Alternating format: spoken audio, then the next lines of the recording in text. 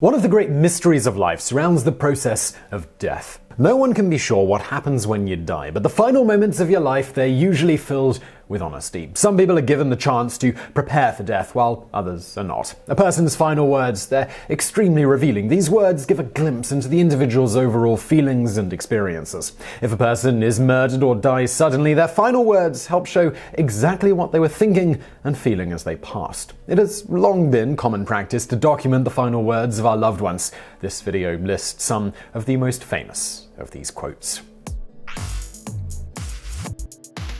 Number 10. Jack Daniel, 1846 to 1911. One last drink, please. Jack Daniel was an American distiller and the founder of the Jack Daniel's Tennessee Whiskey Distillery. He never married or had any children and was close with his favorite nephew, Lem Motlow.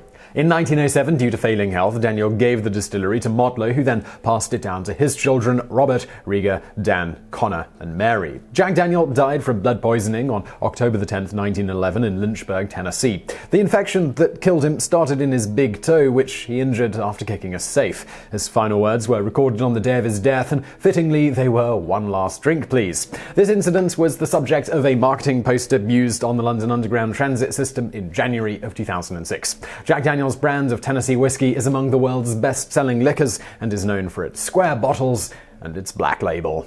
Number 9. Dutch Schultz, 1902 to 1935. Hey Jimmy, the chimney sweeps. Talk to the sword. Shut up, you got a big mouth. Please come help me, Henny. Max, come over here. French-Canadian bean soup, I want to pay. Let them leave me alone.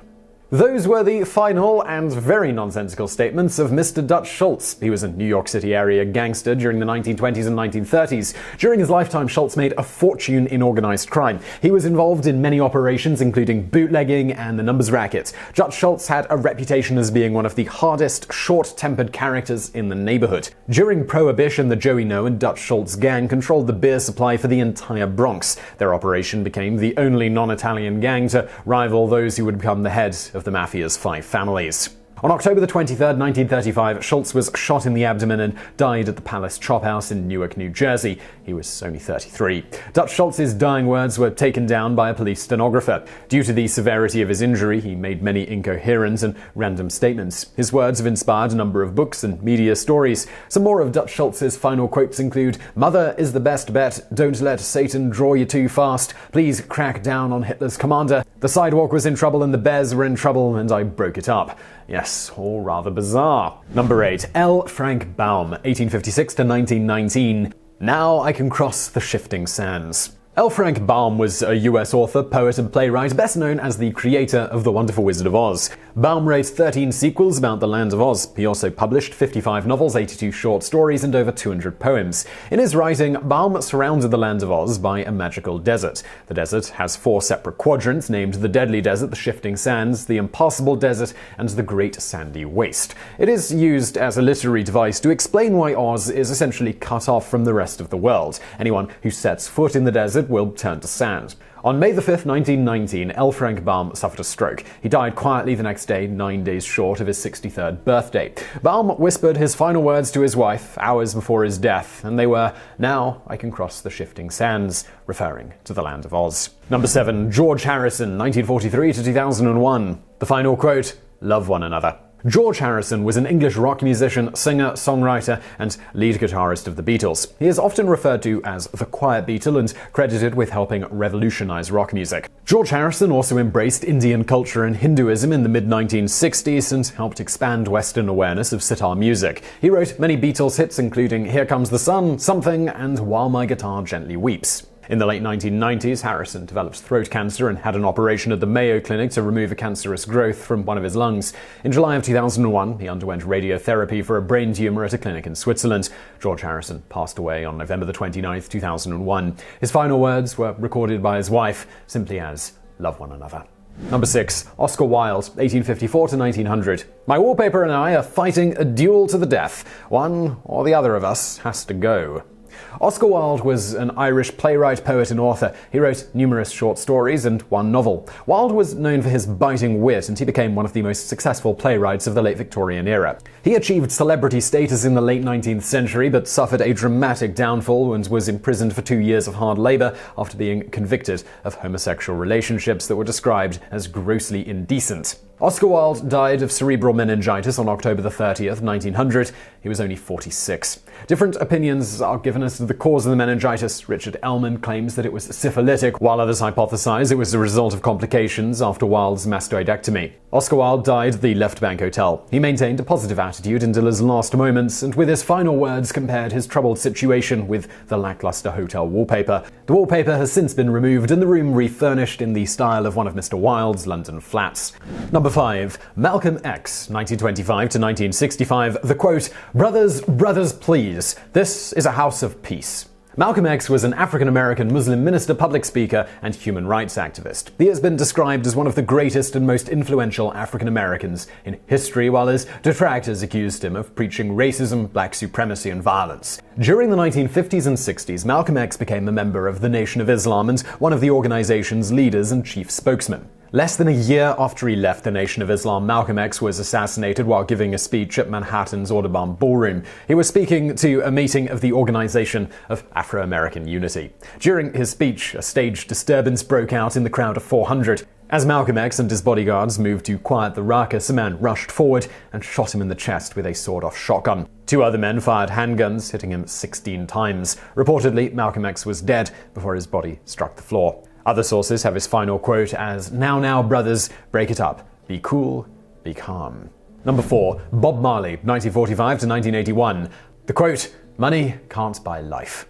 Bob Marley was the lead singer, songwriter, and guitarist of the reggae band Bob Marley and the Wailers. Marley remains the most widely known and revered performer of reggae music. He is credited with helping spread Jamaican music to a worldwide audience. In July 1977, while seeking treatment for an injury sustained during a friendly football match, Marley was found to have acral lentiginous melanoma, a form of malignant melanoma. He declined amputation of his toe, and the melanoma eventually spread to his lungs and his brain. Bob Marley died at Cedars of Lebanon Hospital in Miami on the morning of May the 11th, 1981, at the age of 36. His final words were spoken to his son Ziggy. They were, "Money can't buy life." The compilation album Legends, released 3 years after Marley's death, is reggae's best-selling album and has sold 20 million copies worldwide. Number 3. Amelia Earhart, 1897 to 1937. The quote, "KHAQQ calling Itasca. We must be on you but cannot see you. Gas is running low. We are on the line 157 to 337. We will repeat this message. We will repeat this on 6,210 kilocycles.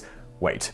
Amelia Earhart was a noted American aviation pioneer. She was the first woman to receive the Distinguished Flying Cross, which was awarded for becoming the first aviatrix to fly solo across the Atlantic Ocean.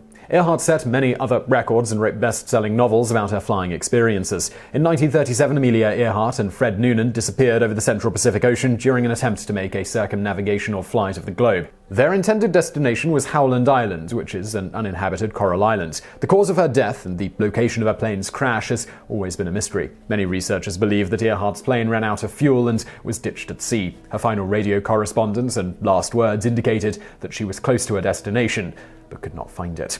The USCGC Itasca was deployed to provide air navigation and radio links for Amelia Earhart, but a two-way connection could not be reached. Many theories exist surrounding the plane's crash. Nikumaroro, formerly Gardner Island, is part of the Phoenix Islands in the western Pacific Ocean. It is a remote area with a large central marine lagoon. In 2007, the International Group for Historic Aircraft Recovery did a study and archaeological dig on this island. Many artifacts were discovered, but the most interesting was a brass zipper. Archaeologists claim that the zipper dates from 1930s America and is fitted for women's clothing. Further, other artifacts were discovered that speak to an American woman of the 1930s. Number 2. Steve Irwin, 1962 to 2006. The quote, "Don't worry, they usually don't swim backwards." Steve Irwin was an iconic Australian television personality, wildlife expert, and conservationist. He created the documentary series The Crocodile Hunter and was the owner and manager of the Australian Zoo in Queensland. On September 4th, 2006, Irwin was fatally pierced in the chest by a stingray spine while snorkeling at the Great Barrier Reef at Bat Reef, which is located off the coast of Port Douglas in North Queensland. He was filming a shallow water segment for his daughter Bindi's new television show, Bindi the Jungle Girl. Irwin suffered major internal damage and tears to arteries. It has been speculated that the puncture wound from the spine caused Steve to die of cardiac arrest, although blood loss was the major factor. The events were caught on tape and a copy of the footage was confiscated by the Queensland police. Steve Irwin's last recorded words were, "Don't worry, they usually don't swim backwards." He recognized that the stingray was acting awkwardly and was alarmed. The video footage does confirm that the stingray did swim backwards. Number 1. Mozart, 1756 to 1791. The quote, "The taste of death is upon my lips. I feel something that is not of this earth." Wolfgang Amadeus Mozart was a prolific and influential composer of the classical era. He composed over 600 works, with many being acknowledged as pinnacles of symphonic, chamber, piano, operatic, and choral music. He is among the most well-known and popular of all classical composers. Mozart was a child genius, and he wrote his first piece of music at the age of just 5. The circumstances surrounding his death, they've been widely debated over the years. Mozart passed away at 1 a.m. on December 5, 1791 at the age of 35, following a short illness. He had a history of health problems and suffered from smallpox, tonsillitis, bronchitis, pneumonia, typhoid fever, rheumatism, as well as gum disease. Mozart suffered from many mysterious symptoms before his death. His sickness began with the swelling of the hands and feet and then progressed to sudden stomach pains and intense vomiting. The illness would come and go, and Mozart had the suspicion that he was being poisoned. He remained completely conscious until 2 hours before his death. Mozart's body swelled up so much that he could no longer sit up in bed or even move on his own. His final words are quite revealing. "The taste of death is upon my lips. I feel something that is not of this earth." So I really hope you found that video interesting. If you did, do give us a thumbs up below and don't forget to subscribe. Also, if you're looking for something like this video, but on another channel I do, we've done biographies of several people mentioned in the video today on that channel. It's called Biographics. You'll find a link to that below as well as on the screen now. So go check it out, subscribe if you want to, and as always, thank you for watching.